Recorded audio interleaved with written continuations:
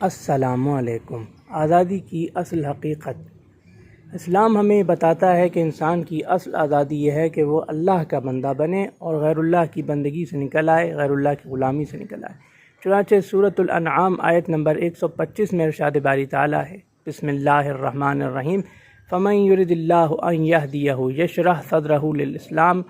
جس کے لیے اللہ تعالیٰ ہدایت کا ارادہ فرماتا ہے، اس کا سینہ اسلام کے لیے کھول دیتا ہے، غلامی سے آزادی تک۔ اسلام ہمیں یہ بھی بتاتا ہے کہ اصل آزادی صرف جسمانی یا سیاسی ہی نہیں بلکہ فکری اور روحانی بھی ہوتی ہے۔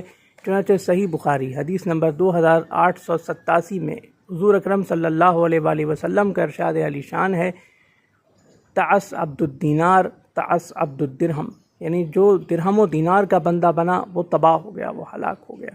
مسلمانوں کی اجتماعی ذمہ داری، انصاف قائم کرنا، عدل قائم کرنا، آزادی کی قدر کرنا، کمزوروں اور مظلوموں کی مدد کرنا، ظلم سے اجتناب کرنا اور ظلم کو روکنا۔ اس تناظر میں سورہ آل عمران کی آیت نمبر 103 میں اللہ تعالیٰ فرماتا ہے، بسم اللہ الرحمن الرحیم، وَاعْتَصَمُوا بِحَبْلِ اللَّهِ جَمِيعًا وَلَا تَفَرَّقُوا۔ ترجمہ، اللہ کی رسی کو مضبوطی سے تھام لو، سب مل کر اللہ کی رسی کو مضبوطی سے تھام لو اور تقسیم نہ ہو، فرقہ فرقہ نہ بنو، فرقوں میں نہ بٹو۔ شکر گزاری کا پیغام۔ جن اقوام کو آزادی نصیب ہوئی ہے، جن اقوام کو آزادی ملی ہوئی ہے، انہیں چاہیے کہ آزادی کی قدر کریں اور اس نعمت کو بیکار ضائع نہ کریں، اس طرح ناشکری کے مرتکب نہ ہوں۔